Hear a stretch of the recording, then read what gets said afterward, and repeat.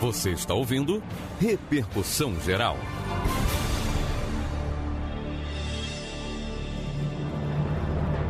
E agora na Rádio Justiça eu vou conversar com o Dr. Wander Brunhara. Ele é especialista em Direito Empresarial e mestre em Direito Tributário. Vamos conversar sobre a dependência dos estados com a União e a necessidade de se rever a forma de tributação para um crescimento sustentável, que é o título de um artigo do Dr. Wander Brunhara. Dr. Wander, muito obrigado por atender a Rádio Justiça. É um prazer, muito obrigado e uma excelente semana a todos. Podemos começar com o princípio federativo e as suas limitações? Pois é. Em época de eleição, muito se discute a respeito do desenvolvimento do país e suas formas de financiamento pelo governo central, estadual e municipal, né, apoiando sempre uma forma de reforma tributária urgente e eficaz.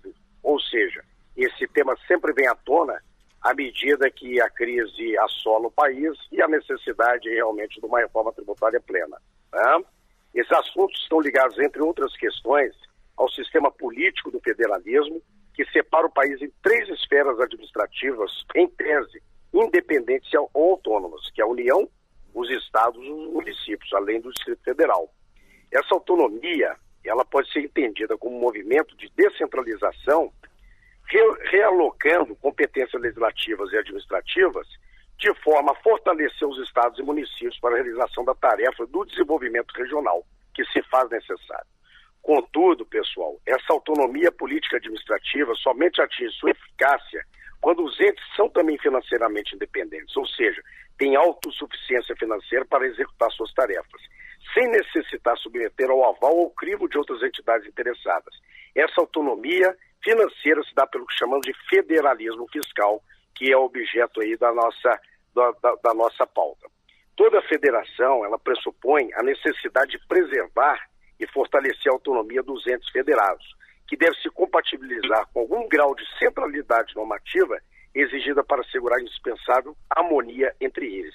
O difícil ajuste entre a autonomia financeira dos estados e municípios e a hipertrofia do poder de legislar da União, que limita o exercício da competência tributária dos demais entes federados, ao mesmo tempo em que cada vez mais descentraliza suas atribuições, onerando-lhes sem necessariamente receberem a necessária contrapartida financeira, produz um dos mais intrigantes, se não questões do federalismo fiscal, né?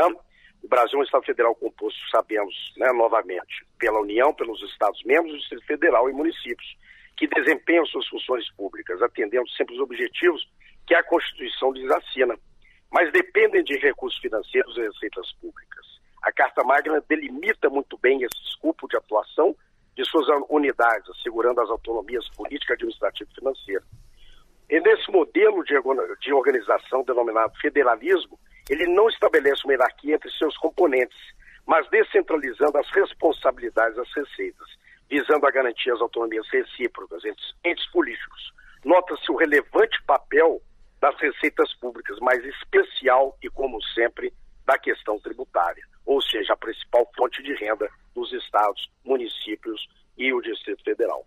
Vemos que os tributos acabam sendo o principal item da receita, exercendo sempre fundamental manutenção do próprio sistema federativo na medida que se dá a sustentabilidade dos seus membros, né?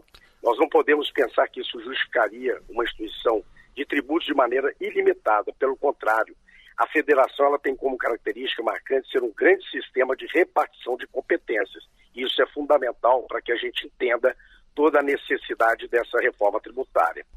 Dr. Wander Brunhara, como é que fica essa parte da repartição das competências tributárias? Muito bem, Sérgio.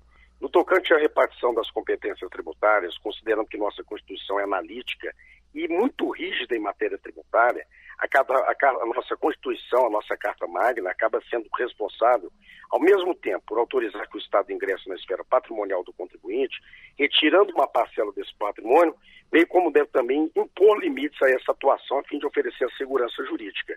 Seria realmente uma bagunça generalizada, né? A competência tributária legislativa, portanto, ela está delimitada pelo legislador constitucional, que traçou com minúcias o caminho que deverá ser seguido pelo legislador quando da edição das normas de incidência tributária, sendo, portanto, norma de autorização, tá? E, bem nela, encontra-se o seu primeiro limite. Ao legislador não é concedida a permissão de atuar quando da instituição de tributos fora do campo de sua competência previsto na norma constitucional.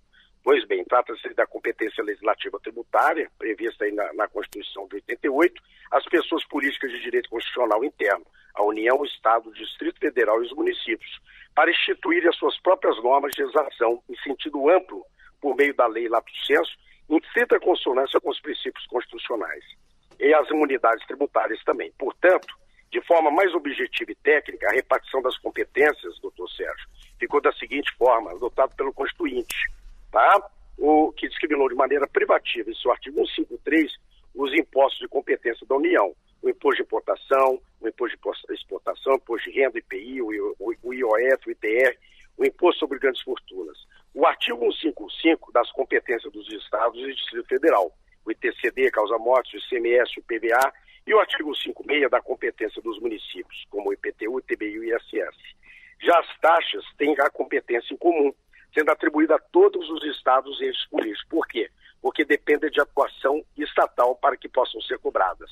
As taxas são exigidas mediante uma contraprestação de cada ente político da unidade federativa. Ok? Certo. E sobre essa distribuição de rendas, que nós vemos aí grandes disputas, né? Tivemos agora uma disputa sobre os recursos vindos da repatriação de valores do exterior entre estados e municípios. Perfeito, um tema muito em foco. Bom, sobre a distribuição de rendas, a Constituição, ela foi bem enfática ao prever a participação dos estados e do Distrito Federal no produto da arrecadação de impostos federais, no seu artigo 157 e no seu artigo 159, esse é o segundo.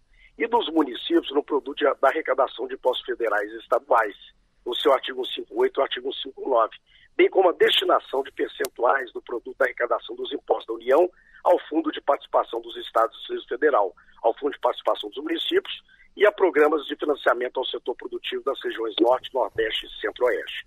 Mas a partir daí começou realmente o federalismo e a injustiça dessa distribuição fiscal, uma vez que o Estado produtor, muitas vezes, ele se sente em prejuízo em detrimento do Estado exportador, muitas vezes, principalmente na questão do ICMS. Ou seja, é necessário realmente uma revisão de toda essa distribuição, dessa repatriação de valores para que, de forma justa, né, os entes políticos não se saiam aí prejudicados em detrimento de outros. Como fazer uma reforma nessa nossa carga tributária com um crescimento sustentável? Muito complexo o tema. Um país enorme como o nosso, assolado por uma crise que depende eminentemente de uma contraprestação estatal, com uma alta arrecadação tributária, mas que necessariamente tem como produzir, entretanto, cada um busca a sua justiça fiscal. Portanto, percebe-se que as autonomias recíprocas dos entes políticos, uma das principais características do Estado Federal, especialmente a autonomia financeira, realiza-se, em grande parte, por meio de tributos, como falamos. Então, no Brasil, nós optamos aí pela repatriação das competências tributárias. E aí trouxe todo esse problema. Por quê? O sistema de arrecadação tributária atual demonstra-se demasiadamente incapaz de atender de forma eficiente o cidadão. Além disso, o Brasil apresenta um federalismo desconfigurado, onde as esferas subnacionais declaram verdadeira guerra ao governo central para a obtenção de recursos. E nesse sentido, nessa diapasão, o contribuinte brasileiro se vê com misto de perplexidade e satisfação no sistema tributário em vigor. A perplexidade decorre da total ignorância do sistema. Ele é simplesmente complexo demais, carece de transparência. Tornou-se um pesadelo contábil, Sérgio, para o contribuinte, para o contador, da classe média, principalmente os pequenos empresários, né, e custoso em tempo e recurso. Além disso, se não muito importante, a distribuição da carga tributária é desigual entre os contribuintes. Uma miríade de isenções fiscais e outros favores legais, algum deles inscritos na Constituição Federal, favorece um grupo de privilegiados, num verdadeiro atentado ao federalismo tributário. A insatisfação com o sistema tributário, algumas vezes silenciosa, muitas vezes, manifestando-se na complacência generalizada da população com a evasão tributária.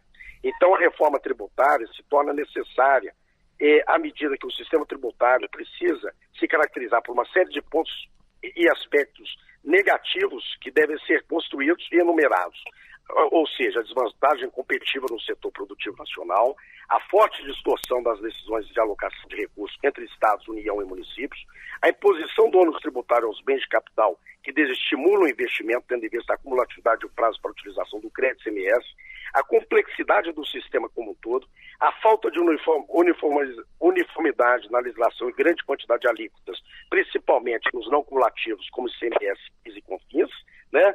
A cobrança de tributos em cascatas e por aí vai.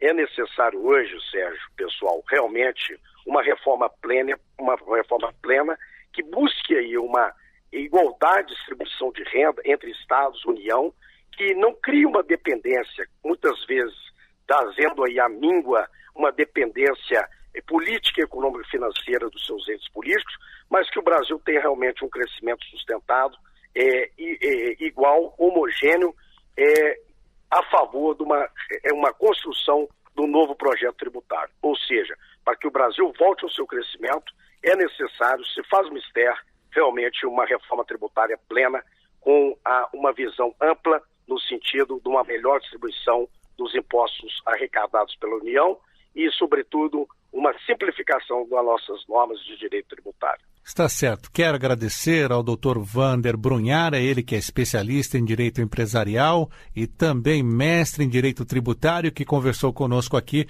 na Rádio Justiça. Dr. Wander, muito obrigado por atender a nossa ligação. É um prazer estar com todos vocês mais uma vez. Muito obrigado aí pela oportunidade. Eu sei que o tema é complexo, mas ele é oportuno no momento dessa guerra fiscal.